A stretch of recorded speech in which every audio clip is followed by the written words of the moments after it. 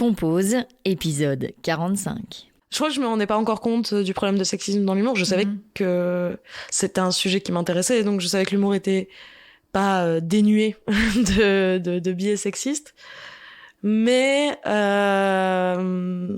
j'aurais été contente de me dire, de pas me dire ce truc de mais j'ai de la chance d'être là déjà. Ouais. J'ai déjà de la chance d'être là. Il faut que je prouve ma place. Y avait des remarques dont je me serais bien passée. Maintenant j'avais des potes et je pense que ça m'aurait pas fait arrêter si l'atout avait pas été là. Maintenant je pense que ça aurait pu escalader plus si l'atout était pas là. Je crois qu'il y a des trucs où moi j'aurais pu laisser plus passer de choses si j'avais pas senti qu'il y avait une force derrière et que j'étais pas toute seule.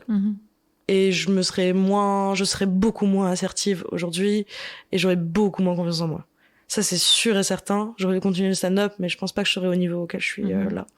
Qui est pas non plus un niveau incroyable, mais je sais plus ou moins où je vais, je sais ce que je vais faire. Et puis c'est beaucoup de fierté de voir des nouvelles personnes arriver sur scène, en fait. C'est trop cool. Ça, j'adore voir des personnes débarquer et tu sais pas ce qu'ils vont faire sur scène et t'es là, qu'est-ce qu'ils vont faire sur scène. Puis après tu les vois qui font une bonne scène et t'es là, oui, une bonne scène. Je crois que j'ai un enthousiasme de mes petits poulets, mes petits poulains. Enfin, c'est pas mes poulains, ils volent de leurs propres ailes, c'est des licornes. Je sais pas, des pégases, mes petits pégases. Et j'adore ça, j'adore voir ça. C'est trop chouette. Cette semaine, j'ai le plaisir de recevoir Lola Destienne, humoriste. C'est avec elle que j'ai enregistré le 2e épisode de cette série spéciale Fin de soirée. Fin de soirée, c'est le trio qu'elle forme avec Moana et Marine Sergent, et c'est le nom de leur premier spectacle. Ces épisodes ont été enregistrés en juillet à Avignon. C'est dans leur villa, ou plus exactement dans la buanderie, la seule pièce isolée de la maison, qu'on s'est posé pour discuter. Et comme dans l'épisode avec Moana, vous pourriez entendre des bruits de chasse d'eau et de bain.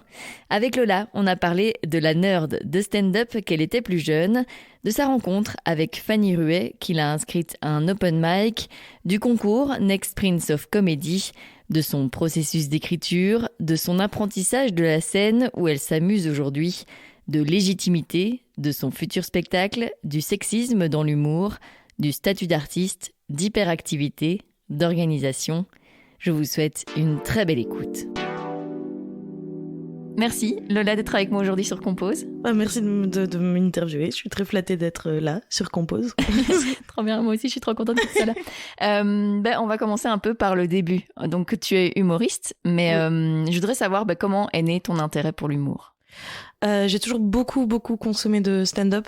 Toute ma vie, quand j'étais petite, ma mère avait beaucoup de cassettes de spectacles.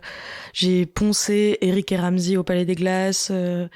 Après, avec les DVD, il y a eu Gad Elmaleh, comme tout le monde. Il y avait un peu une effervescence aussi autour de Gad Elmaleh qui était... Je me rappelle, il y avait des concours de talent dans mon école secondaire et il y a des gens qui recréaient les sketchs, qui refaisaient les sketchs de Gad Elmaleh. C'était drôle. Excellent. Non, quand j'étais petite, il y avait tout, Florence Foresti, Muriel Robin, on écoutait Rire et Chanson parce que j'étais en France. Quand j'étais toute petite, il y avait aussi beaucoup Bigard. Ma mère aimait beaucoup Bigard. Et puis par la suite, en fait, j'ai toujours beaucoup aimé le stand-up. Pendant tout un temps, je regardais On ne demande qu'à en rire à fond. J'étais ultra fan. Quand on allait à Paris avec mes parents, ce qui pouvait arriver, je demandais à ce qu'on aille voir du stand-up. Du coup, j'ai vu Jérémy Ferrari, Arnaud de sa mère, Lamine Lesgade, à l'époque où il s'appelait encore Lamine Lesgade. Maintenant, c'est Naïm, je pense, son nom de scène. Ah, je ne sais pas. Voilà, Garnier Santou, tous les gens qui passaient à On ne demande qu'à en rire, beaucoup d'hommes aussi. Et puis par la suite, j'ai continué à consommer du stand-up sans forcément me dire c'est vraiment une passion, mais à regarder énormément de choses sur internet qui me faisaient rire, au-delà du stand-up, du sketch, des créations YouTube que tout le monde regardait aussi, Golden Moustache, et je cherchais vraiment tout le temps des nouveaux trucs à regarder. Et puis j'ai commencé à m'intéresser à l'humour anglophone. Là, c'était grâce à un autre podcast qui s'appelait Comedy News Weekly, Ouais. avec Dan Gagnon et Anthony Meridi, où ils citaient des noms genre Bo Burnham, Sarah Silverman. Ils parlaient beaucoup de Blanche Gardin. J'ai découvert Louis C.K. aussi à cette époque-là. J'ai découvert énormément d'humour différent et je me suis rendu compte, ah ok, en fait, ça peut être autre chose parce que le stand-up américain, ils sont 10 ans en avance parce que aussi ça vient de là. J'ai beaucoup regardé aussi le Jamel Comedy Club. Je crois que c'était au Palais des Glaces aussi. Non, c'était pas au Palais des Glaces. Je crois qu'ils avaient capté un plateau où il y avait vraiment tout le monde. Ouais. Il y avait énormément de gens. Je me rappelle, c'est là où j'ai vu Blanche Gardin pour la première fois sur scène. Claudia Tagbo aussi. Enfin, plein d'humoristes géniaux. Et puis par la suite, en fait, moi à une époque j'étais journaliste. Quand j'ai commencé à travailler, je travaillais comme journaliste. Et j'ai eu la chance d'interviewer, j'ai l'impression de name drop à chaque fois, mais ça s'est vraiment passé comme ça. J'ai eu la chance d'interviewer Fanny Rué au moment où elle faisait son premier spectacle. J'ai vu la première représentation au Kings et derrière je travaillais pour un média web et donc je l'ai interviewé à ce sujet. On a un peu discuté et j'étais un peu le profil type de la personne qui s'imaginait pas aller de l'autre côté du micro ou qui était archi nerd de stand-up, qui connaissait plein de références. C'était l'époque aussi où j'avais découvert Anna Gatsby et il y avait toute une réflexion autour de l'humour qui était super intéressante. Et elle m'a demandé si moi j'aimerais bien faire du stand-up un jour. J'étais là, oui peut-être, je sais pas, faut que je me convainque que je suis drôle, machin. Et on est resté un peu en contact. J'avais fait un projet de podcast aussi à un moment qui s'appelait Terrible Vingtaine et elle avait relayé. Et à un moment, elle m'a dit c'est quand que tu montes sur scène. Et elle m'a forcé. Elle m'a inscrite à un open mic de force. Donc elle m'a aidé à écrire mon premier set et je suis ultra reconnaissante parce que ça s'est bien passé. Elle était la première scène. Après, elle m'a mis sur des premières parties parce qu'elle aimait bien ce que je faisais. Après moi j'ai commencé à bâtir mes propres trucs et je me suis rendu compte, ce que je dis souvent du stand-up, que j'ai fait beaucoup de choses différentes dans ma vie. J'ai essayé plein de hobbies différents, des passions différentes. J'avais toujours du mal à aller au-delà du moment où c'est facile, c'est cool, j'ai peut-être du talent pour ça, et en fait des difficultés donc j'abandonne. Et j'ai eu ça avec la guitare et beaucoup avec la musique du coup et en fait le stand-up ça réunissait plein de choses qui ont fait que j'avais des difficultés, mais je me disais non, je vais continuer à travailler, je vais continuer à aller au-delà de l'effervescence du début où on se sent trop bien parce qu'on commence un nouveau truc, et en fait là il y a un premier mur à escalader et se dire ok, donc il faut que je me remette en question. Et c'est très chouette le stand-up aussi parce que je pense que c'est une discipline qui est vraiment cool parce qu'on a des retours directs tout le temps, genre quand on travaille sur scène, et c'est pas un truc où on va faire quelque chose et avoir des résultats 2 semaines plus tard et puis se dire ok mince, j'étais dans l'attente, tout ça. Non, directement le public il donne un retour, on sait ce qui fonctionne pas, et plus le temps avance, plus a priori tu te remets en question et tu changes des choses et tu comprends des choses. Et aussi ce que je découvre beaucoup cette année, parce que ça fait presque 3 ans du coup que je fais du stand-up, c'est plus le côté introspectif et de moins jouer à la stand-upeuse, genre d'arriver avec un micro et de faire, je sais pas si vous avez remarqué, et essayer de ressembler à des gens, mais vraiment de me dire ok, moi qui je suis, pourquoi je suis montée sur scène. Et c'est beaucoup d'introspection qui est plutôt bénéfique pour l'instant parce que ça me permet de comprendre, je comprends beaucoup de choses à propos de moi-même, j'ai beaucoup plus et même au niveau du travail, de la discipline, de savoir comment je fonctionne, ce que je renvoie quand je suis sur scène. Ça demande vraiment de constamment s'auto-analyser pour se dire ok, en fait je trouve ça drôle, est-ce que je pourrais en faire un sketch, sans forcément que ce soit juste un truc où j'ai dit une blague, je vais la faire sur scène parce que si ça a fait rire mes potes, ça va faire rire d'autres gens. Je sens une évolution. J'ai l'impression d'avoir digressé à fond, mais oui, c'est pas grave, je suis allée très loin, j'ai raconté tout mon parcours. Voilà, on peut arrêter le podcast là. Merci, c'était super. Merci Compose.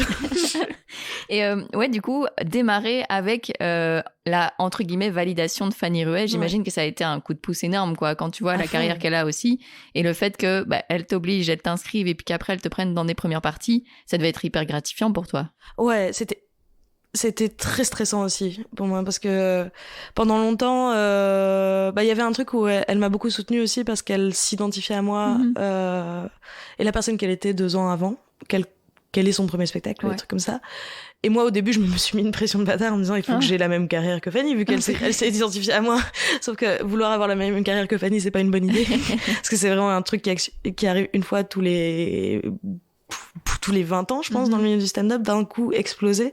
Et aussi, c'est une bosseuse comme j'ai jamais vu quelqu'un bosser. Il y a fort ce truc, j'ai l'impression, dans son spectacle, elle en parle, le truc qu'elle fume des joints, qu'elle branle rien, qu'elle a ce truc. Mais en fait, c'est une des personnes qui travaille le plus, mais aussi parce qu'elle est un naturel à se mettre au taf, j'ai l'impression, à lancer des projets, à faire des trucs, bien s'entourer.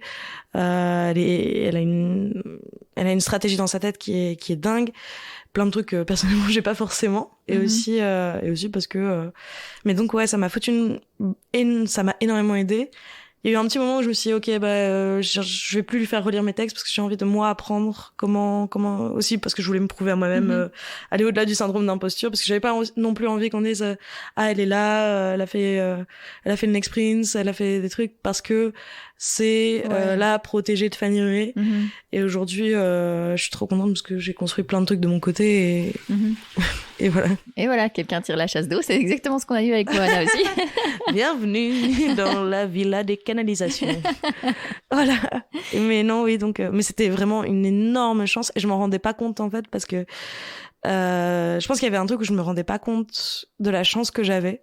Parce que j'ai énormément de privilèges. Non, c'est aussi parce que je connaissais très très mal, voire pas du tout, le monde des comédie clubs et des plateaux. Pour moi, le stand-up, c'était t'arrivais, t'avais 1 heure, tu faisais ton spectacle et c'était bon. Et en fait, non, pas du tout. Alors, tu passes des années et des années sur des plateaux à essayer de comprendre qui t'es, ce que tu fais, qu'est-ce que t'as envie de raconter sur scène, c'est quoi ton public, c'est quoi, qui est pas ton public, avec qui t'as envie de jouer, avec qui t'as envie de travailler. Et ouais, donc moi, dans ma tête, je faisais les premières parties du spectacle, je me disais, c'est normal, tout le monde fait ça. Et non, ça fonctionne pas comme ça. Et ça m'a beaucoup aidé à intégrer des plateaux où j'aurais pas pu. Et puis après, comme j'ai participé au Next Prince of Comedy, qui est le concours du Kings of Comedy, et que j'ai eu la chance d'arriver en finale face à Lorenzo Mancini, ça m'a ouvert plein de portes aussi, parce que ça m'a ouvert la porte du What the Fun, qui est un gros collectif à Bruxelles qui est génial, et qui permet de se professionnaliser un peu parce que c'est bien payé en général et je pense qu'on a beaucoup de chance en Belgique d'avoir des endroits où c'est possible de facturer quand on joue des scènes et voilà. Donc c'était génial, il y avait beaucoup de pression, mais j'ai une tendance à quand on me fait un truc positif ou on me fait un compliment ou des choses, à avoir des arguments de pression, genre quelqu'un m'a dit que j'étais gentille, je vais être encore plus gentille la prochaine fois, ou quelqu'un m'a dit que j'étais drôle, je vais lui montrer que je peux être encore plus drôle que... c'est ça. Et j'essaie de m'en détacher un peu de ça aussi. Juste accepter les compliments qu'on me fait parfois, et aussi les retours négatifs, et juste avancer. Et comment tu t'es sentie alors pour cette première scène ? Trop bien. J'avais plein de potes dans la salle. J'avais plein de potes dans la salle parce que j'en ai parlé un peu à des gens et en fait, je me suis rendu compte que j'avais envie qu'elle soit là. Et aussi parce que j'aurais fait relire mon texte et tout. Et c'était une trop cool première scène. C'était au Kings, à l'open mic de Bilal. Et c'était pas Bilal qui présentait pour une fois, c'était Ino. Donc j'ai eu cette chance-là énorme d'avoir Ino JP qui était MC de ma première scène. Ino qui est un des meilleurs humoristes actuels que j'admire énormément, qui est d'une bienveillance folle, qui est très drôle. Ino JP et j'ai trop aimé cette première scène. Sur le moment, je me suis dit, je suis une boss.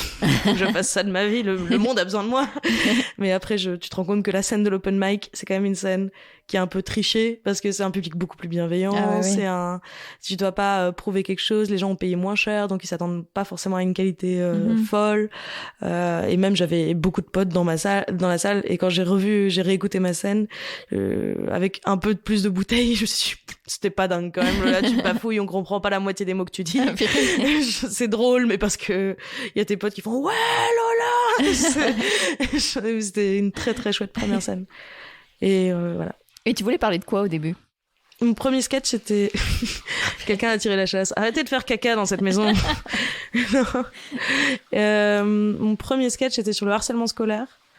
En fait, à la base, j'avais écrit plein de trucs où j'essayais de faire des blagues ou des choses. J'avais aussi un dossier qui était pas drôle, juste triste.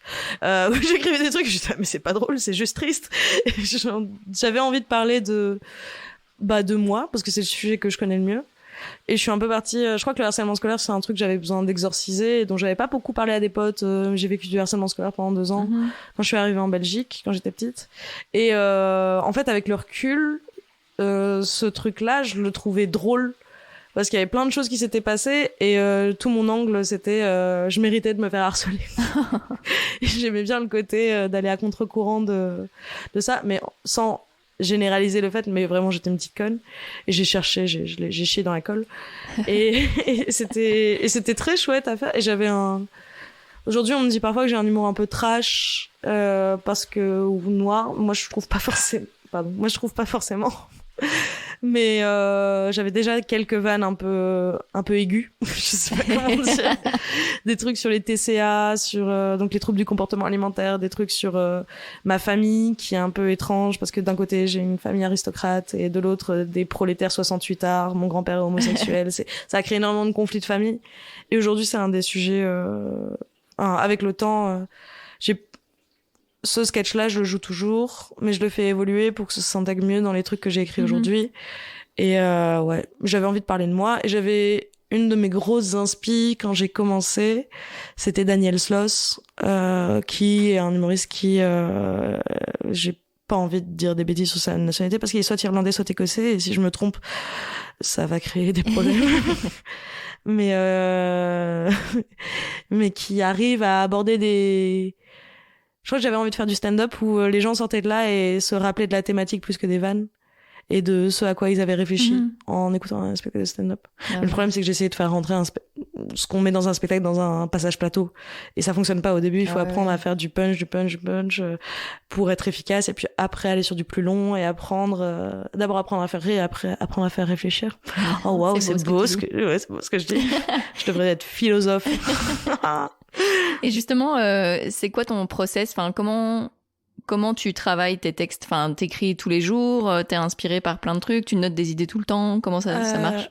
Moi, j'ai un peu la technique de dès que je pense à un truc, je pense plus souvent à des prémices ou des angles que à des blagues, sauf vraiment quand c'est des blagues très cons. Là, mon process actuel, qui a beaucoup évolué, hein, mais j'écris plein de choses dans mes notes de téléphone quand j'y pense. C'est le bordel, mes notes de téléphone. Il y a vraiment 15 notes différentes qui s'appellent blagues, jokes, le nom du spectacle que j'aimerais avoir, les trucs machin. Ça n'a aucun sens. Et puis j'essaie de mettre de l'ordre, un peu comme je vais me comparer à Orelsan, attention. Là, Orelsan, dans son documentaire, là, il explique qu'il a plein de notes de téléphone et puis après, il prend toutes ses notes de téléphone, il range par thématique et je fais un peu ça aussi, où je me dis, ah ouais, c'est vrai que ça, je pourrais le relier à tel sketch, machin. J'écris beaucoup. Je sais que j'ai besoin vraiment d'écrire. Il y a plein d'humoristes qui montent sur scène avec une idée et qui racontent un truc et qui après, font, mais moi, j'ai vraiment besoin, j'écris et puis après, je regarde mes trucs, je surligne les endroits où il y a des blagues. Quand je vois qu'il y a pas assez de surlignage, je me dis, ok, il faut rajouter des trucs là. Souvent, j'envoie, on écrit beaucoup ensemble avec Marine et Moana, donc Marine Sergent et Moana avec qui on a le spectacle fin de soirée. Je leur envoie souvent mes textes. J'écris aussi beaucoup, souvent avec Anthony Circus, qui est un pote, et on s'aide beaucoup sur l'écriture. Et puis après, j'arrive, je vais tester. Souvent, là, ce que je fais plus, j'écris pas forcément des nouvelles choses en ce moment, mais je réfléchis aux trucs que j'ai parce que je suis dans la construction d'un spectacle. Là, j'ai 40 minutes de matériel et il m'en manque 20. Et là, l'idée, c'est plus d'étoffer, renforcer le fil rouge qui est entre mes 40 minutes pour que ça devienne 1 heure.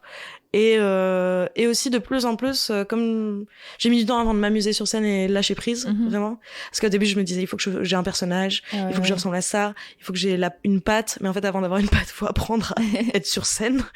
Et c'est un peu compliqué. Et je pense que j'émulais du Fanny, j'émulais du Blanche Gardin, j'émulais un humour un peu genre immobile, statique. Et aujourd'hui, je m'amuse beaucoup plus sur scène parce que je bouge, je pars dans tous les sens. Et souvent, il y a des blagues qui me viennent sur scène que je rajoute si je suis bien à l'aise, et c'est souvent les meilleures blagues parce que c'est celles qui sont venues avec l'énergie du public. Et le gros travail que je fais aussi, c'est de prendre un texte que j'ai écrit et de le verbaliser parce que c'est souvent trop littéraire. Et voilà, en général, je mémorise les punchs et le reste du texte, je sais dans quel ordre ça va, je sais comment je vais, mais du coup, j'essaye de faire en sorte que ce soit un truc où on a l'impression de discuter avec quelqu'un et pas que je suis en train de réciter un texte. Et voilà, c'est beaucoup de travail. Le stand-up, mais c'est très chouette. Et comment t'as travaillé justement le fait d'être sur scène, enfin d'être toi et ne pas être dans un personnage? C'est vraiment à force d'enchaîner les scènes, pardon? C'est en étant Alors, j'enchaînais beaucoup les scènes. Un jour, j'ai pris un gros bide à Liège. En plus, sur une scène où c'était bien payé. C'est vraiment la scène où t'as pas envie de bider. Mais je crois qu'il y avait un truc où je me mettais la pression et je me suis dit, les gens doivent se souvenir de moi. Et j'étais à fond dans ce personnage ultra statique, qui bouge pas, qui fait de l'humour un peu noir, qui est un peu timide, qui joue sur le fait qu'elle a l'air stressée, que je maîtrisais pas, en fait. Et c'était pas vraiment moi. C'est ça aussi le truc d'introspection, c'est qu'au début, on se dit, ah, il me faut ce personnage-là. Et puis t'es là, et puis tes potes te disent, mais c'est pas toi, en fait. Genre, t'es en train de jouer un truc, il faut être un peu soi sur scène aussi quand stand-up, parce que tu parles aux gens, tu parles au public. Tu peux pas, à part si t'as un personnage que tu maîtrises ultra fort, ou alors que tu fais vraiment de l'humour de personnage à la Zidani, il faut pouvoir avoir de la répartie, être naturel, pas se mettre des bâtons dans les roues, en plus ne pas être soi-même. Enfin, moi, c'est mon opinion. Mais on peut plus rien dire, je sais pas pourquoi j'ai dit ça. Et je crois que c'est venu en fait en faisant le spectacle avec Marine et Moana, parce que Marine dit ça aussi et je m'identifie très fort à ce qu'elle dit. On s'autorisait à être stupide. Et on s'autorisait à être nous-mêmes, parce que la base de ce spectacle qui est fin de soirée, c'est parti de notre amitié. Et quand j'étais sur scène avec ce spectacle-là, quand on faisait des trucs à la con mais total, avec ce spectacle-là, je me sentais tellement en confiance et je pouvais pas être pas moi-même, parce que j'avais mes 2 potes à côté qui sont mes meilleurs amis aujourd'hui. Je suis en train de dire que c'est mes meilleurs potes. Et je pouvais pas ne plus être moi. Et là, j'ai commencé à vraiment m'amuser sur scène. J'ai eu un déclic mais en fait, c'est comme ça que je dois être aussi quand je suis toute seule et que je suis sur un plateau. Et aussi, j'avais entendu un truc dans un podcast de Louis Dubourg, qui est un café au Losset, qui m'a beaucoup fait me dire, ah, ok, d'accord, en fait, c'est ça que je dois faire. Je crois que c'était avec Yacine Bellouz qui disait, avant de monter sur scène, en fait, il faut pas se dire, il faut pas commencer à réfléchir de est-ce que je suis légitime à monter sur scène. On monte sur scène, le public, il sait que t'es humoriste. Il va pas se dire, ah, elle est pas vraiment humoriste, ça se voit. Il faut pas prouver au public que t'es drôle. Le public va partir du principe que si tu sais t'es sur scène, c'est parce que t'es drôle. Donc après, le reste, c'est juste de confirmer ça. Mais le public va pas se poser cette question-là. C'est peut-être si t'es pas drôle sur scène, là, il va se dire, ah, en fait, il est pas drôle, il est pas drôle.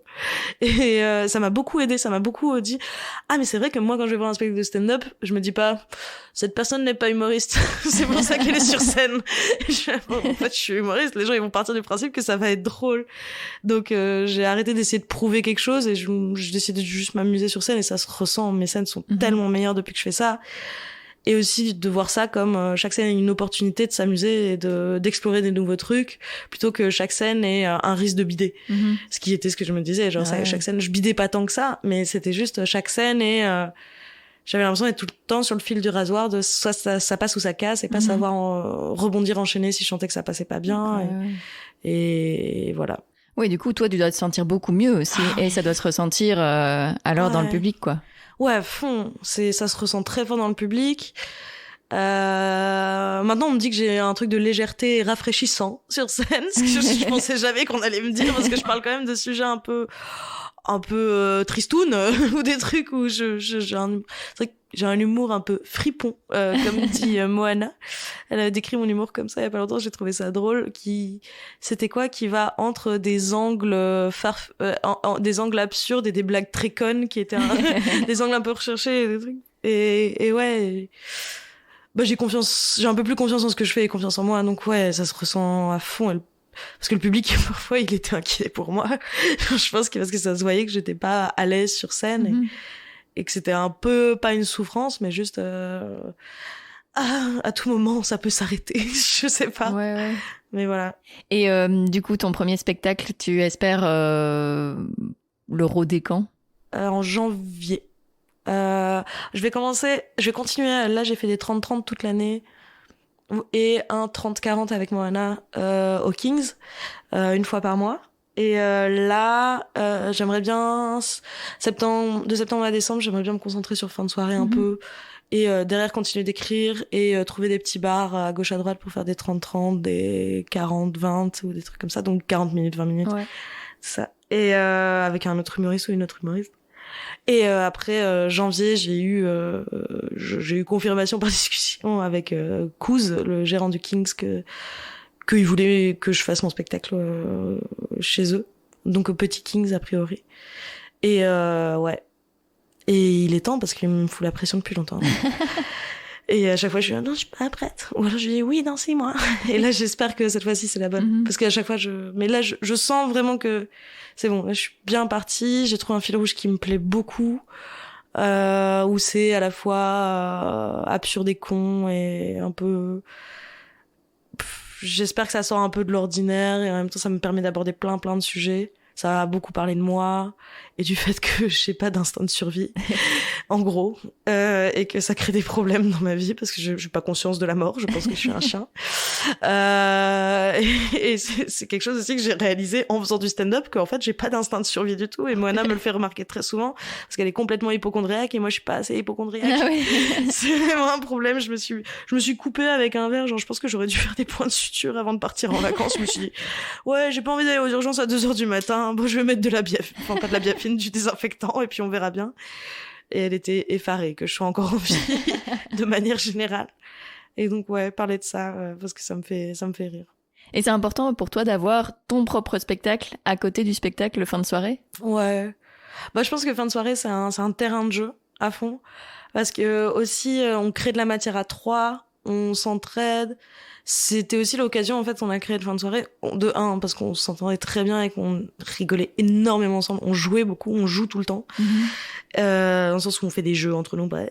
Et aussi parce que, en attendant d'avoir un spectacle d'1 heure chacune, ce qui va arriver pour chacune d'entre nous, je pense, on voulait avoir un projet qu'on pouvait vendre aussi à des salles de spectacle pour commencer à avoir un petit réseau, une petite...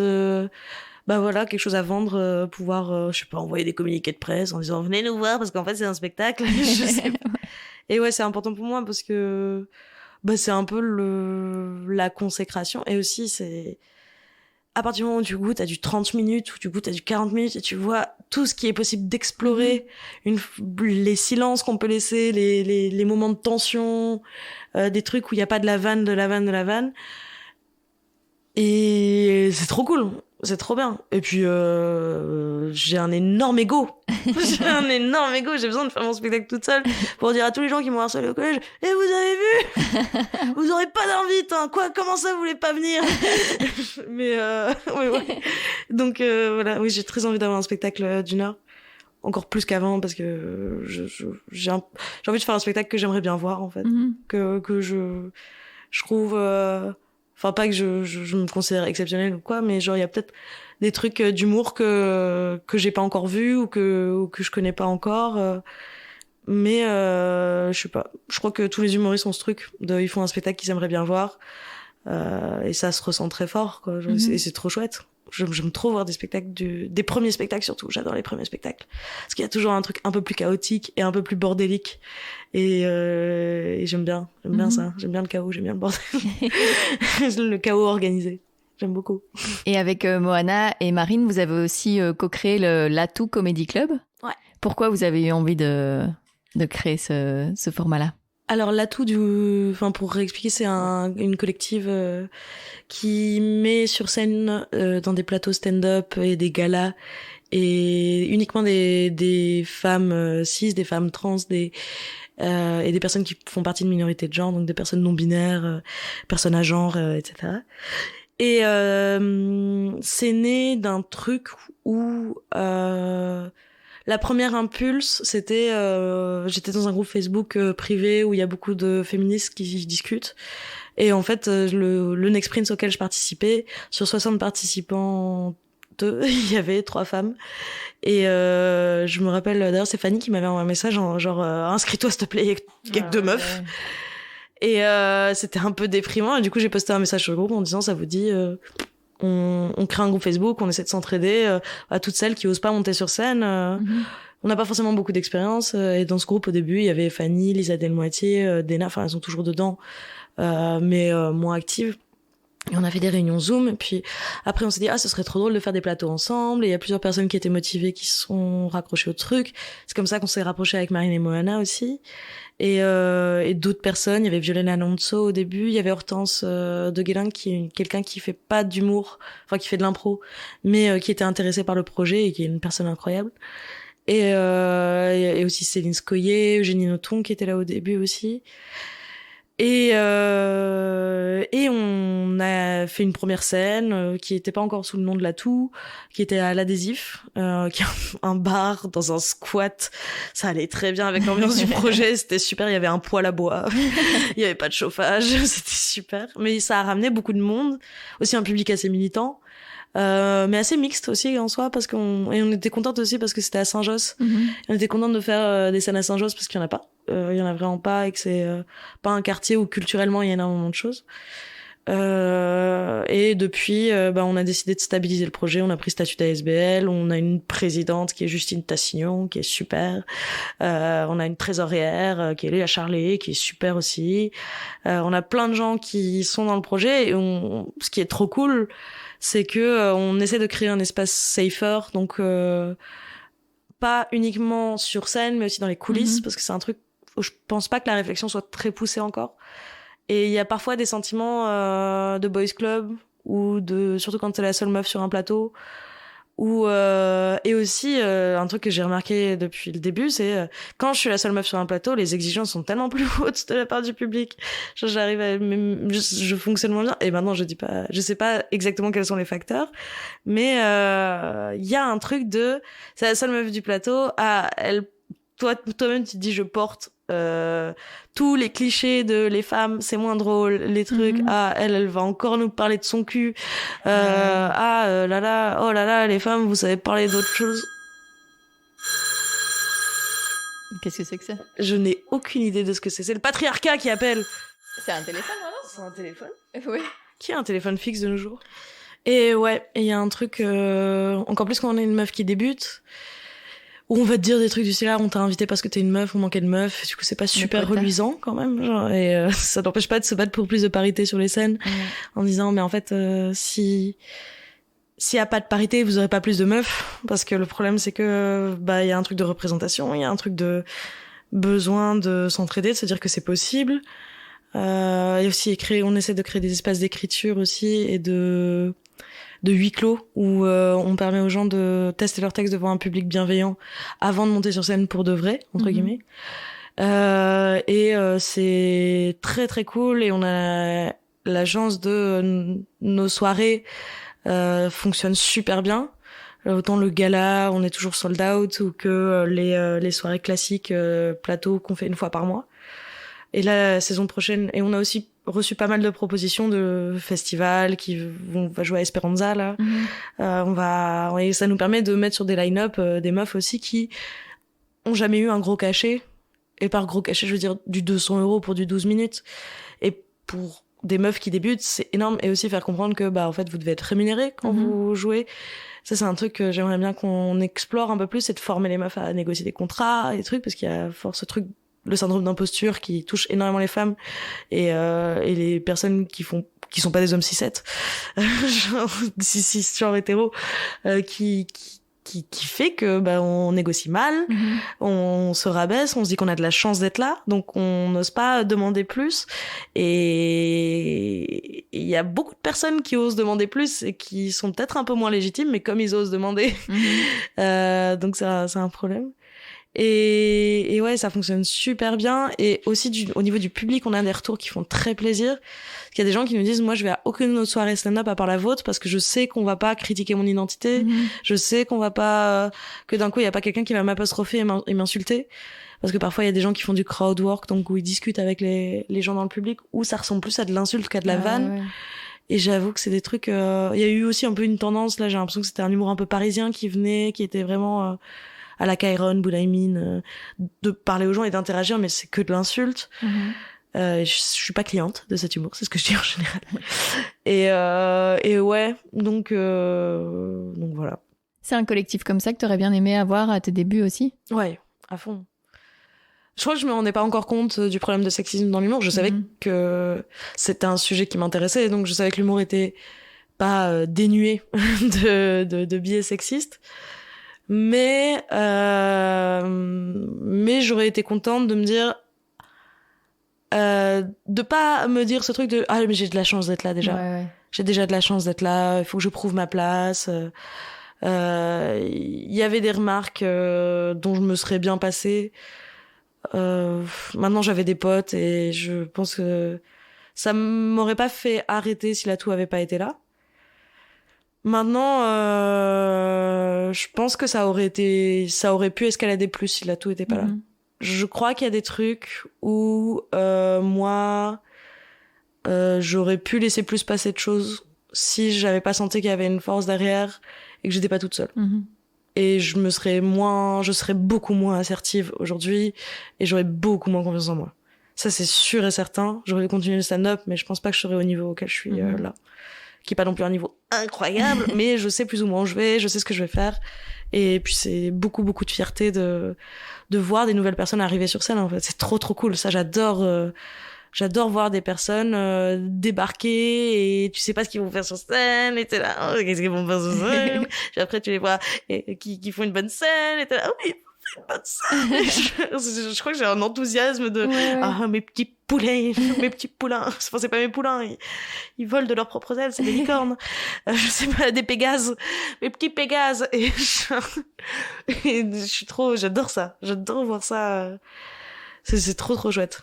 Et de voir les gens kiffer sur scène, en fait, c'est trop bien. C'est trop bien, ça. Voilà. Ouais, une des valeurs importantes pour vous, c'est vraiment la bienveillance, quoi. Vous voulez vraiment qu'il y ait une bienveillance au sein, tu le disais, avec les autres humoristes, dans le public et tout. C'est vraiment une des valeurs phares, quoi. On est là pour rigoler, quoi. Genre, ouais, il y a un truc, le truc que je peux pas blairer le plus au monde, c'est les gros poissons dans une petite mare. Les gens qui se prennent trop au sérieux.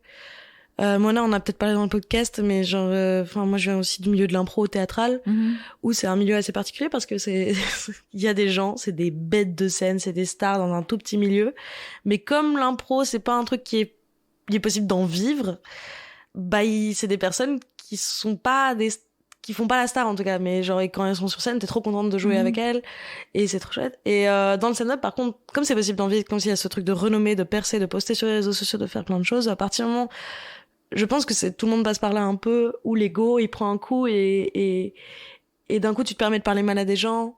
D'un coup tu t'oublies que en fait toi aussi t'es passé par tes premières scènes, toi aussi t'as bidé, toi aussi t'as galéré. Et ça c'est entre humoristes, donc moi je pense que, et aussi toi aussi t'es allé dans tous les sens, toi aussi t'as essayé de trouver ton univers, toi aussi c'était pas parfait dès tes premiers passages, et même si c'était bien mais pas incroyable, c'est trop bien que ce soit bien. Et il y a un truc où parfois je vois des gens qui sont très jugeants vis-à-vis d'autres humoristes. Et je me dis, mais, tant que la personne fait de mal à personne, c'est pas grave d'être pas drôle. Ce qui est problématique dans ce milieu, c'est plutôt quand tu changes rien au bout d'un an ou t'as bidé continuellement. Là, c'est taf un peu parce que tu prends de l'espace de plateau à des gens qui bossent, quoi. Et c'est vraiment la bienveillance autant dans le milieu que vis-à-vis du public, vis-à-vis des trucs. Je trouve que ça te donne des soirées où un des trucs que j'ai dit après ma première scène, j'étais là, et si ça se trouve il y a des gens, ils avaient passé une mauvaise journée et puis ils m'ont entendu, ils ont rigolé et puis après ça allait mieux. Et je me suis dit, c'est ça que j'ai envie qu'il y ait. On est là pour rigoler, faut arrêter. J'ai l'impression que les stand-uppers c'est les nouvelles stars un peu stylées, un truc un peu genre c'est un peu hype de faire du stand-up, c'est un peu cool, et donc genre tu t'habilles d'une certaine manière, tu joues au stand-upper, t'as un peu du style, et je sais pas pourquoi, genre il y a un truc là, mais les gars, genre on fait des blagues de prout, va falloir arrêter 2 secondes, genre on n'est pas les nouveaux philosophes, on n'est pas des gens stylés à la base, on est tous des espèces d'introvertis qui réfléchissions à des blagues à une époque et on est devenus des cool kids un peu étrangement.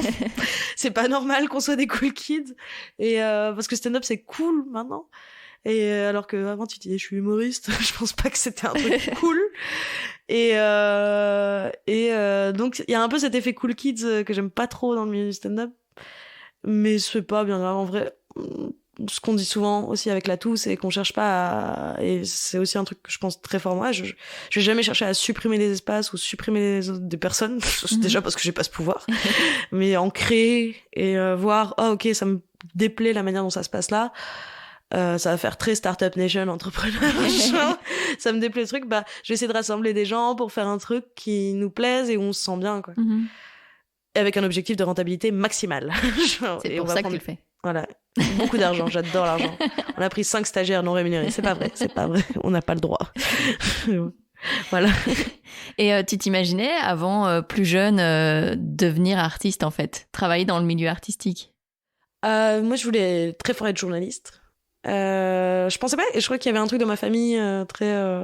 Au début, quand je suis sortie de la réto, j'étais je vais faire l'IAD, je vais faire du théâtre. Et puis après, il y a une amie de ma mère qui était prof à l'IAD qui est venue me voir et qui m'a un peu dit c'est le pire milieu du monde, n'y va jamais. Puis ma mère qui m'a dit fais des vraies études d'abord. Ok, d'accord. Je sais, j'ai fait de la com, c'est pas vrai des vraies études. Et mais j'ai fait de la com. Et en fait, de là, je faisais beaucoup d'impro théâtral, je me donnais beaucoup là-dedans. Et puis, mais je m'imaginais pas forcément artiste. Enfin, il y avait un truc où je m'imaginais j'essayais de trouver des professions qui permettraient... Mon gros truc, c'était l'écriture, donc le journalisme, mais qui me permettraient d'en vivre et de faire des trucs où ça bouge. Parce que je voulais pas rester toute ma vie à faire la même chose tout le temps. Le journalisme, pour moi, ça conciliait le fait d'écrire comme si quelqu'un lisait encore la presse écrite. J'avais des fantasmes de reporter de guerre et d'écrire la plume dans la plaie. Et puis après, j'ai découvert le milieu du journalisme. Je me suis rendu compte que c'était vraiment pas un milieu agréable. Là, on parle de le milieu du stand-up, il est extrêmement gentil comparé au milieu du journalisme. C'est quand même un milieu... Je peux en parler pendant des heures, mais c'est pas le sujet, mais c'est vraiment pas un milieu gentil. C'est moins bien payé que le stand-up. Oui, j'allais dire. Niveau rémunération non plus. Ouais, oui. C'est pas vraiment, faut vraiment avoir la niaque si on a envie d'être journaliste. Ou avoir un bon réseau. C'est ce que je n'avais pas forcément. Qu'est-ce que j'allais dire? Et oui, non, je m'imaginais pas forcément artiste parce que je pense que on m'avait appris qu'artiste c'était pas vivre d'un truc, c'était juste avoir un hobby. T'as un hobby, tu fais des blagues. Et aujourd'hui, ouais, j'ai mis du temps aussi à me dire je suis humoriste, je suis artiste, ok, je fais un truc artistique. Et ça aussi c'est quelque chose qu'on n'associait pas forcément non plus, oui. L'humour et l'art. Ouais, c'est ça, l'humour et l'art. Pour moi, l'humour, c'était genre des blagues. Super. J'ai fait le signe de mettre ma main sous mon aisselle et de faire un bruit de prout, si jamais, pour le de description. En plus, il y en a plein qui parlent du stand-up comme si c'était un sport. Genre, tu montes sur scène, tu t'entraînes, tu travailles, tu réécris. Et en fait, oui, c'est un peu un sport dans la manière dont c'est fait. Mais ouais, c'est de l'art. L'art est très large. Et oui, non, je m'imaginais pas artiste. Je pense que je m'imaginais toujours avoir des trucs, genre écrire un livre. Mais il y a toujours une logique de rentabilité aussi. Genre, j'ai commencé stand-up, je pensais pas peut-être un jour en vivre. Aujourd'hui, ça devient une possibilité. Genre, quand je me suis rendu compte que peut-être j'allais demander le statut d'artiste, j'étais là, mais c'est pas moi. Je suis pas une artiste, je suis pas une saltimbanque. Moi, j'ai un vrai travail. Je fais de la com, c'est pas un vrai travail. Mais voilà. Et ouais, c'était très... Ouais, ça me fait bizarre de me dire que je suis artiste encore maintenant. Genre, je suis pas artiste, c'est un gros malentendu. Je monte sur scène, mais j'étais pas prévue. Mais je sais pas. Oui, ça fait très bizarre. Et humoriste, j'y arrive. Artiste, non. Genre, j'y arrive pas. Je suis artiste. Ça viendra peut-être quand tu auras le statut officiel. Oui, c'est ça. Je me dirais, c'est bon. J'ai la vignette. Ceux qui n'ont pas cru en moi. Mais Lola, personne n'a dit ça. Ben si. Voilà. Et oui, du coup, tu imagines un jour ne vivre que de ça, que de l'artistique? Ouais. Maintenant, moi, le truc que je dis souvent aussi, c'est j'ai envie d'être payée pour écrire des trucs drôles ou pour écrire tout court, parce que j'aime beaucoup écrire. Et que ce soit écrire, je sais pas, un script, j'aimerais... Mon rêve ultime, ce serait d'être dans une writer's room pour un sitcom ou un truc comme ça, genre un truc où j'avais regardé des reportages sur les gens qui écrivaient Rick et Morty, qui étaient dans une salle. Et ils disaient juste toutes les pires idées qu'ils avaient, toutes les idées de blagues. Et j'étais là, mais c'est génial. Excellent. On peut être payé pour faire ça. Et genre juste de brainstormer à 15 et même genre un moment dans ma séquence, non, mais je suis pas une nerd du stand-up et de la comédie. Je lisais des trucs sur les making-of des Simpsons et comment c'était écrit, que certains c'était Conan O'Brien qui avait signé des épisodes des Simpsons. Et je me suis dit, oh, trop stylé, en fait. Et je me suis mise à regarder des épisodes des Simpsons spécifiquement pour des personnes qui avaient écrit dessus. Et ça serait vraiment mon rêve ultime, mais je pense que c'est possible. Le statut d'artiste, c'est quand même un truc qui permet ça. Et c'est même s'il y a beaucoup de choses qui sont problématiques avec ce statut, avec la réforme qui vient de se passer, surtout pour les personnes qui l'avaient déjà avant et des choses comme ça, c'est quand même pas mal comme système. C'est quand même chouette. C'est quand même très très chouette. Je pense que le jour où je l'aurai, si je l'ai, je vais arrêter de dire si. Quand je l'aurai, ce sera là, je me dirai, ça y est, je vis de l'artistique, quoi. Tu écris déjà pour d'autres, là? Non, enfin, j'aide à écrire avec plein de gens. j'hésite pas à relire des textes, mais c'est quelque chose que j'aimerais bien faire aussi. Parce que souvent, quand on écrit ensemble avec Marine Moana, on se débloque les unes les autres. Et j'ai déjà eu des retours comme quoi... moi, ce que j'adore, c'est voir un texte, essayer de cibler les idées qui sont les plus intéressantes. Et j'aimerais beaucoup coécrire avec des gens. Mais je me sens pas encore la légitimité et j'ai pas le temps non plus. Ça, c'est un truc... comme j'ai un travail 4 jours semaine et à côté, je dois me gérer fin de soirée l'atout, mon stand-up perso, ma vie sociale, une vie amoureuse peut-être, mon chat, mon chien, nettoyer des choses. Enfin non, nettoyer des choses. Mais j'ai quelqu'un qui vient nettoyer une fois par semaine chez moi. C'est mon petit luxe de bourgeoise parce que sinon, en fait, je vis dans la crasse parce que je n'ai pas le temps. C'est le truc où je me suis dit, bon, on va investir de l'argent parce que ça, le temps, on l'a plus. Et j'ai quelqu'un, Oksana, je t'aime, qui tous les vendredis, j'arrive et je suis là, c'est tout propre. Il y a plus de poussière. C'est trop chouette. Oui, comment t'arrives à tout concilier pour l'instant? Je suis arrivée à terme avec l'idée que j'étais totalement hyperactive.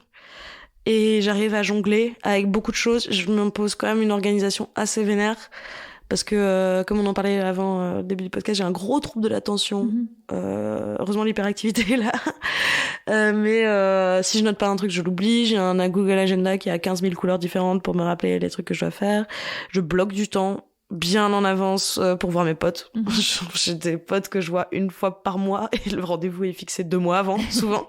C'est horrible, mais je suis là. Bon, moi, quand on se voit, c'est bien, j'ai bloqué du temps. Et concilier tout, j'ai l'impression d'être une équilibriste tout le temps, en fait. Il y a toujours un truc où... il y a des moments où je manque de tomber dans la fosse. Je suis là, merde, j'avais totalement oublié que je devais faire ça pour le taf. Merde. Et puis je le fais très rapidement. Et je me dis, ok, c'est bon, ça va, on est ok, on a réussi. Tu vas être scène de puzzle là.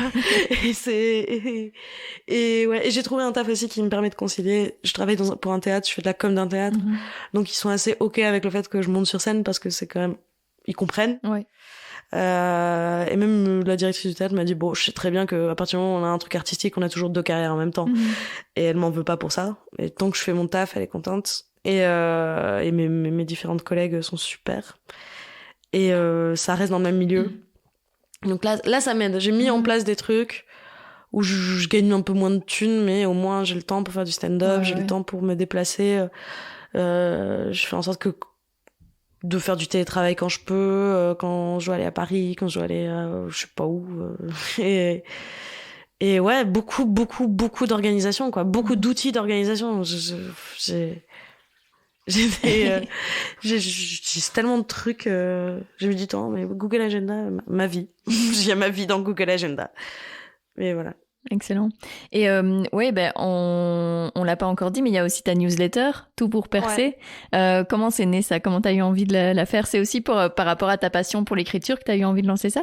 Ouais, en fait, quand j'ai commencé à travailler avec Damien, qui est notre agent, moi, Moana et Marine, l'agent de fin de soirée, en fait, il m'avait vu sur une scène à Liège, parce qu'il est liégeois, et il avait bien aimé. Et lui, à la base, il est agent dans la musique, et il voulait proposer un truc en tant qu'agent dans le stand-up où au lieu de prendre des gens qui ont déjà percé, qui ont déjà un spectacle, de plutôt accompagner des artistes qui commencent en voyant un potentiel et pas forcément qu'ils soient rentables dès le début, mais les accompagner. Et dans cette logique-là, en fait, il fait énormément de choses quand même. Genre, grâce à lui aussi, c'est une super chouette personne. Damien, tu es génial. Damien Aresta, de son nom. J'adore travailler avec lui. Et c'est lui en fait, il m'a un peu posé plein de questions, genre c'est quoi que t'aimes bien, qu'est-ce qu'on pourrait créer pour te construire une audience, et aussi je lui dis j'aime bien écrire, je lis des newsletters, je lis Haha, la newsletter Haha, la revue Haha. J'ai dit 3 fois le nom de la Haha, lisez Haha, c'est vachement bien, c'est une review du stand-up. Et donc il m'a dit mais si tu veux, moi je fais une newsletter, c'est super simple à faire, et puis il m'a montré, et on a cherché un peu le concept, le logo, les trucs, et en fait c'est un plaisir parce que c'est un peu un truc où je me force pas à être drôle forcément quand j'écris. J'ai pas une énorme audience, mais j'ai une audience ok, je suis contente. Je crois que j'ai 150-200 personnes qui sont abonnées à ce truc. J'aime bien parce qu'on m'en parle souvent en fait. On m'en parle souvent en me disant mais c'est drôle, j'aime bien recevoir, c'est la seule newsletter que je lis. Ouais, pareil. Et ça c'est un truc où parfois j'ai des hiatus où j'ai plus le temps de l'écrire, mais après je reviens et les gens sont toujours là. C'est pas comme sur Insta où tu postes des trucs tous les jours et puis d'un coup tu postes pas pendant une semaine, il y a la moitié de ton audience qui voit plus tes publications. Au moins là je suis sûre que j'ai les adresses mail et le jour où j'envoie un truc ça arrive dans la boîte mail, à part si la personne a changé de mail, ce qui n'arrive plus beaucoup depuis qu'on a plus des pseudos. Je suis sûre que le message que j'ai envie de donner, genre hey, je joue demain, s'il te plaît viens, il arrivera chez la personne. J'aime bien ce format là de jouer parce que j'aime bien jouer avec des illustrations, avec des trucs.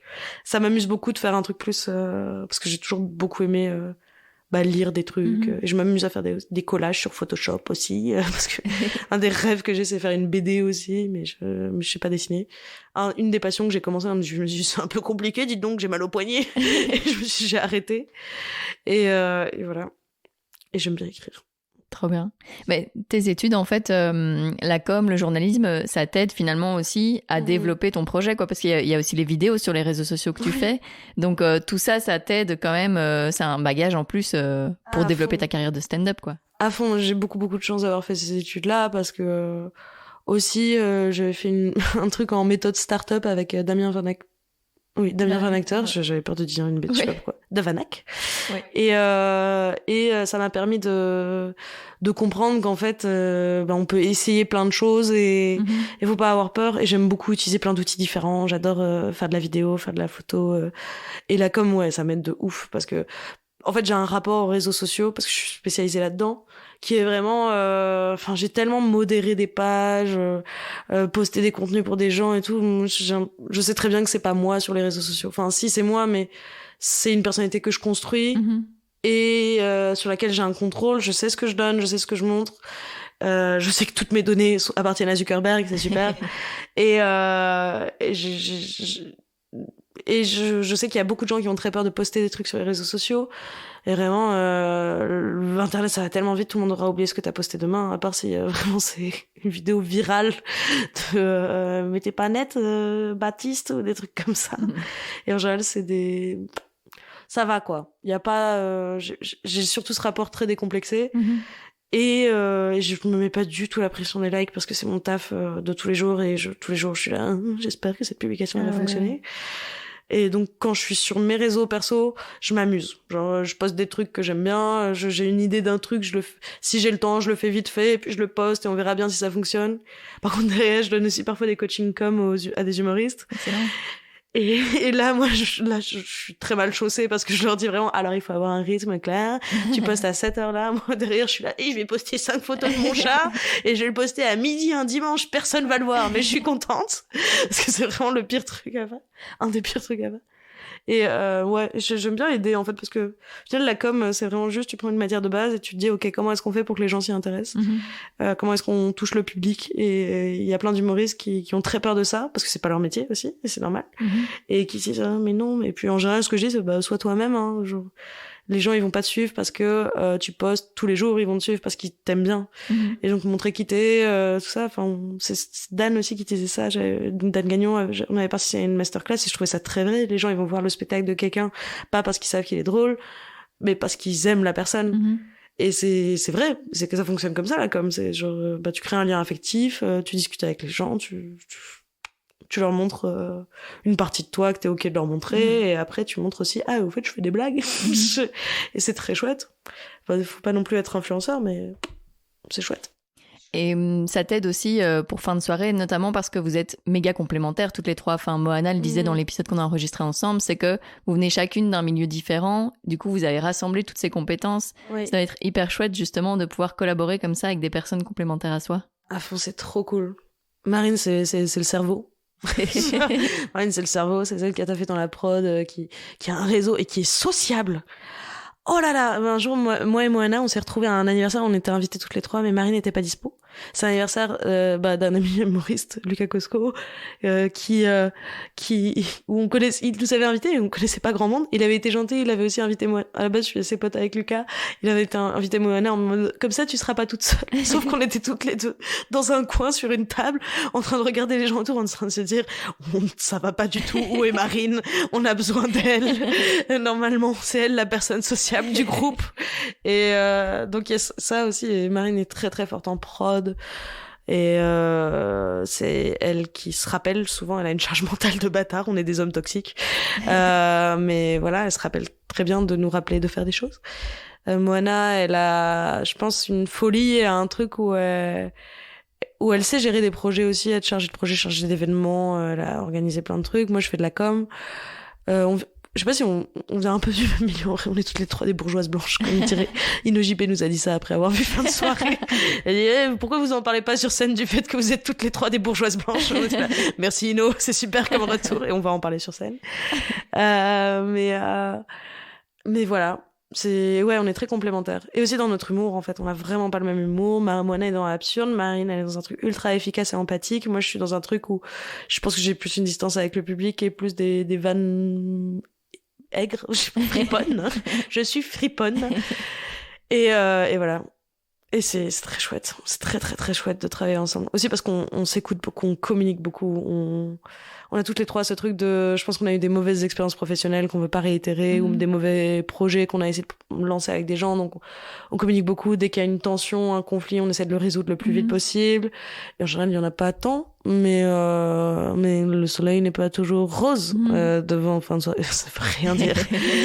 Et non, c'est très chouette. En fait, encore plus que l'amitié qu'on a, c'est le fait qu'on arrive à résoudre des conflits, quoi. Je me dis, waouh, est-ce qu'on aurait une relation saine?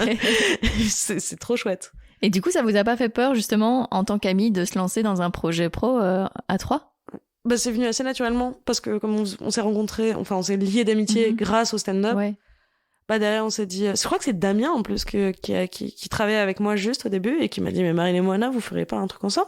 Parce que vous faites des 3x20 ensemble et tout ça. Et je lui ai dit, mais tu serais ok de agenter Marine et Moana? Il m'a dit, on peut peut-être voir. Et puis, il m'a dit, toi, tu serais ok? J'ai dit, ouais, c'est mes amis! Et donc, c'est venu assez naturellement. Et avoir Damien aussi, c'était pratique parce que ça faisait un peu une personne qui nous guide et qui nous donne des impulses et qui nous trouve des contrats. Et parce qu'on gagne de l'argent avec ça, c'est absurde. Et non, c'est super. Ça me faisait pas peur de travailler avec elle, vraiment, parce que je sentais que elles avaient une maturité que j'avais peut-être pas moi parce que je suis plus jeune qu'elles aussi. Parce qu'elles sont trop vieilles, mais pardon, c'est pas vrai, je vous aime. Vous pouvez être vieille et je peux vous aimer quand même. Bref, je vous adore, c'est super. Et j'avais très confiance en ce qui se passait. Je crois que je me suis pas trop posé de questions. C'était plus peut-être le truc où je me suis posé une question, c'est est-ce que je risque d'avoir le seum? Est-ce que je risque de moi, mon ego? Ah oui. Est-ce qu'il va se réveiller quand je vais me dire on est labellisé comme un trio et pas comme des humoristes indépendantes? Et je pense que c'est quelque chose qui est arrivé à plein d'humoristes, en fait. Mais en fait, les gens nous identifient très bien. C'est pas comme si on s'appelait Lola, Marine et Moana dans le spectacle, c'est fin de soirée. Et c'est un spectacle. Et derrière, on a nos trucs à nos noms. Donc c'est très bien. Donc c'est chouette. T'as l'impression que tu as changé depuis que tu t'es lancé dans le stand-up, que tu te connais mieux peut-être et que du coup, ton univers a changé avec tous les gens que t'as rencontrés, les amitiés que t'as créées? Ah oui, là, moi, d'il y a 3 ans, oh waouh. J'ai beaucoup changé. Je crois que je suis en train de devenir la personne que j'avais envie d'être. Oh, c'est beau ce que je dis. C'est poétique.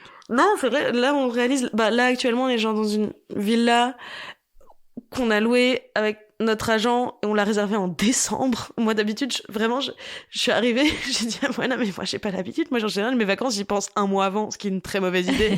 Parce qu'en général, tout est booké, tout est super cher et je suis là, oh mince, mais j'ai pas d'argent. Je vais loger dans des auberges de jeunesse et sur des canapés inconfortables.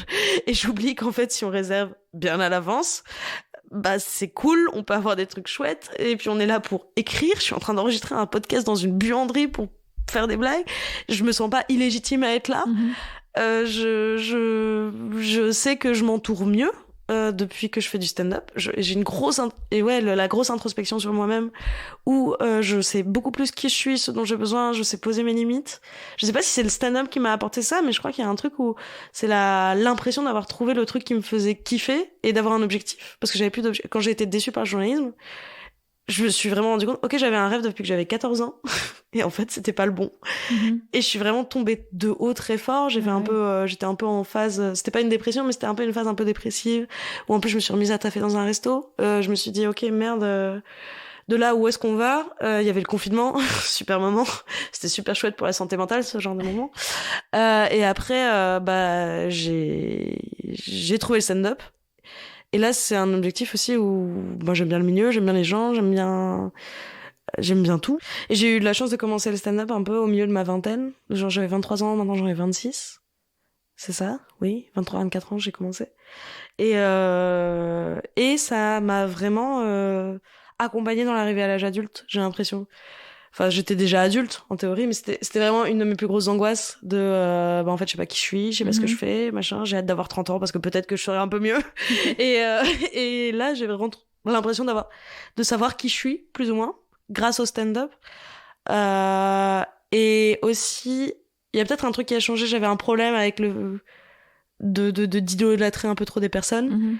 Et aussi les personnes qui avaient une activité artistique. J'avais vraiment une grosse admiration qui parfois était un peu intimidante, très intimidante pour moi. Là, maintenant que je suis partie de l'autre côté de la barrière, en fait, ça va. Je suis très contente de... C'est absurde parfois je sociabilise avec des gens, je suis là, mais c'est absurde ce qui est en train de se passer, pourquoi des gens qui me font beaucoup rire. Et les moments de réalisation aussi, régulièrement, j'apprécie énormément ce qui se passe. Il y a un truc où, parfois, on est à l'arrière du Kings, on est en train de discuter entre humoristes de blagues qu'on va faire, parce qu'après, on va monter sur scène pour faire des blagues, et on discute, et je suis là, les gars, vous avez pas remarqué que, genre, on est trop des humoristes dans un comedy club, et on discute de blagues qu'on va faire après. Mais c'est un film ou quoi? Et j'ai vraiment la chance que, là, franchement, je suis très très contente. Je préfère les 26 ans aux 23. Genre, c'est beaucoup plus cool. J'adore ne plus être paumée à 24 et travailler dans un resto en me disant bon bah en fait le journalisme c'était pas ton truc Lola. Non ouais, le stand-up c'est trop bien, c'est trop chouette. L'humour de manière générale c'est trop bien. C'est de la joie. Tu es fière d'avoir osé te lancer? Ouais, à fond. À fond, je pense que si je peux dire quelque chose aux gens qui hésitent à se lancer, je parlais comme Johnny Hallyday. Je suis très mal Johnny Hallyday. Manger des pommes, c'est Chirac. Quand j'étais petite, je confondais Johnny Hallyday et Jacques Chirac. Ah. Voilà. C'était une anecdote. Okay. Voilà. Franchement, on est content de l'apprendre. Hein. Bah ouais, hein. Mais c'est ça aussi qu'on pose. Voilà. Des petits bonbons comme ça. Là. Voilà. Des petites tranches de vie. Des petites biscottes de fun. Et donc tu étais fière? Oui, j'étais très fière. Et vraiment, si vous êtes décidé à vous lancer, essayez au moins une fois et vous verrez bien si vous aimez bien. Et je suis très très fière d'avoir continué surtout, et d'avoir rencontré des difficultés, d'avoir continué, et d'avoir taffé, de m'être remise en question. Parce que ça m'a appris que c'était cool de se remettre en question parfois, de pas être têtu H24 en disant non, j'ai raison. Et ça m'a beaucoup appris aussi à communiquer, ouais, c'est trop bien. Je suis trop fière d'avoir commencé parce que là, je serais clairement pas ici si, je sais pas, je travaillerais encore dans un resto en train de me dire non, mais journalisme, peut-être que je peux y retourner, j'ai une idée de reportage, mais personne n'en veut. Et voilà. Je suis vraiment très fière, ouais. Trop chouette. Voilà. Je vais te poser la dernière question du podcast. Oh my God. Qu'est-ce que tu aimerais oser faire et que tu n'as pas encore fait? Oh, attends. Et qu'est-ce que j'ai pas encore fait? Attends, pardon, je vais avoir un petit blanc. Je réfléchis. Pas de souci. Ça peut être au niveau professionnel, privé. Ouais, justement, je réfléchis à un truc que vraiment, je me dis, il faudrait que je le fasse et je le fais pas. Parce qu'il y a des trucs qui viennent naturellement, genre écrire un livre, des trucs, mais c'est des choses où je sais que j'aurai l'audace de le faire ou la maturité pour le faire. Mais des trucs où vraiment, genre, il y a une petite peur encore. Je crois qu'il y a peut-être un truc de m'affirmer plus quand j'entends des trucs. On me dit souvent que je suis très patiente. C'est surtout que j'ai peur du conflit. Genre, J'ai peur du conflit, j'aime pas ça. Et quand j'entends des remarques ou des trucs, j'aimerais pouvoir plus m'affirmer, être plus assertive, faire une Florence Mendez, genre crier violeur à Darmanin, et en avoir rien à foutre parce que j'admire de ouf et j'aimerais tellement... Ouais, c'est vraiment le truc que je dois encore apprendre à faire parce que je pense que ça va être très très utile par le futur d'oser s'affirmer. Et quand j'entends des remarques et machin et des on peut plus rien dire, c'est ce qui me vient le plus en tête, c'est... Et ça, j'aimerais bien réussir. Parce que il y a aussi ce truc de peur de se faire griller si tu deviens la féministe chiante ou autre truc. Donc tu dis rien et tu laisses couler en disant je vais retrouver mes amis plus tard, ça va bien se passer. Mais ouais, m'affirmer plus, être plus assertive à ce niveau-là. Voilà. Génial. Merci beaucoup. Avec plaisir, c'était trop chouette. Merci encore Lola d'avoir accepté mon invitation. Vous trouverez tous les liens pour la suivre dans les notes de cet épisode. J'espère qu'il vous a plu, alors si c'est le cas, n'hésitez pas à me le faire savoir en laissant commentaires et étoiles sur la plateforme que vous êtes en train d'utiliser pour écouter et à vous abonner à Compose sur tous les réseaux sociaux. Et puis, si vous voulez m'aider à développer ce projet, n'hésitez pas à soutenir financièrement le podcast via Patreon et KissKissBankBank. Merci beaucoup à celles qui le font déjà. Tous les liens sont dans les notes. On se retrouve dans 3 semaines pour l'épisode avec Marine Sergent.